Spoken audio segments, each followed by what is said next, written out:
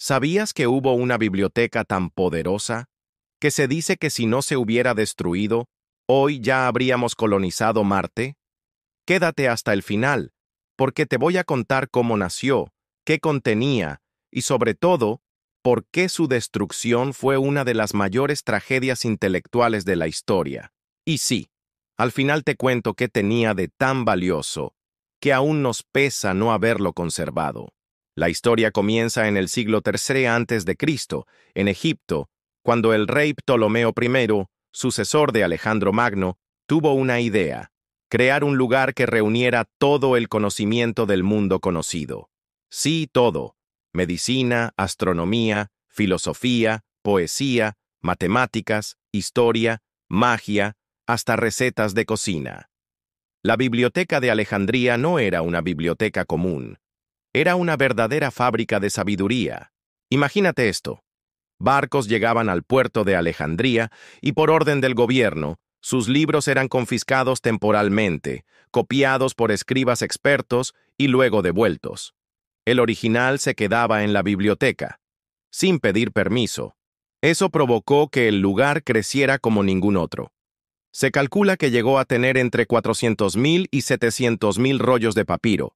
Para que te des una idea, eso equivale a millones de páginas de contenido en una época sin imprentas. Pero ahí no paraba la cosa. También funcionaba como centro de investigación, universidad e incluso residencia para los grandes sabios del mundo antiguo. ¿Te suenan nombres como Arquímedes, Euclides o Eratóstenes? Todos pasaron por ahí. Y ya que hablamos de Eratóstenes, este cuate, usando solo palos, sombras y matemáticas, calculó la circunferencia de la Tierra con una precisión asombrosa. En el siglo III a.C., la biblioteca no solo almacenaba conocimientos, los generaba. Pero, ¿qué fue lo que causó su destrucción? Aquí es donde entra la parte oscura del relato. La historia de su final es un rompecabezas de versiones. Unos culpan a Julio César, otros a los cristianos, otros a los musulmanes. Y la verdad es que probablemente fue una combinación de varios factores. La primera gran pérdida ocurrió en el año 48 a.C., cuando Julio César, en plena guerra civil, incendió parte del puerto de Alejandría, y el fuego alcanzó edificios cercanos, incluyendo depósitos de libros.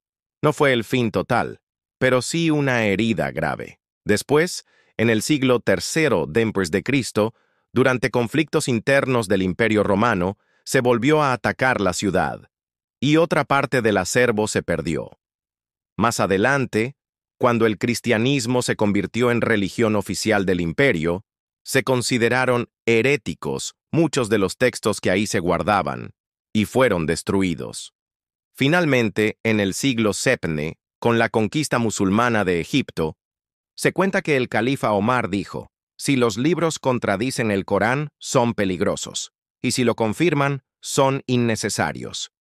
Y ordenó quemarlos. ¿Exageración? Tal vez. Pero lo cierto es que poco a poco, ese tesoro de conocimiento se fue borrando del mapa.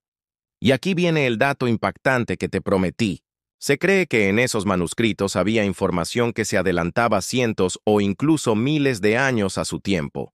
Por ejemplo, estudios sobre el sistema heliocéntrico, anatomía detallada del cuerpo humano, principios de la óptica y la mecánica, fórmulas matemáticas perdidas y hasta teorías filosóficas que se redescubrieron siglos después, como si ya hubieran estado ahí. ¿Te imaginas si la humanidad no hubiera perdido esos 1000 años de progreso?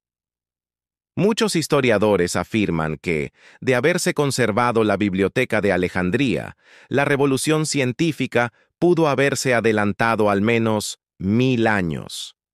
Sí, eso significa que hoy estaríamos tecnológicamente 1000 años más avanzados, tal vez con bases en la Luna, curas para todas las enfermedades, o sí, incluso humanos en Marte. La Biblioteca de Alejandría no solo fue un edificio lleno de libros, fue el símbolo de un sueño: reunir todo el conocimiento humano en un solo lugar para hacerlo crecer. Su pérdida no fue solo cultural, fue un frenazo brutal al desarrollo de la humanidad. Y lo más triste es que ni siquiera sabemos todo lo que perdimos. Dale like si este dato te voló la cabeza. Comenta qué otro momento de la historia quieres que te cuente. Y claro, suscríbete, activa la campanita para más datos históricos contados como deben ser en Te la cuento como es.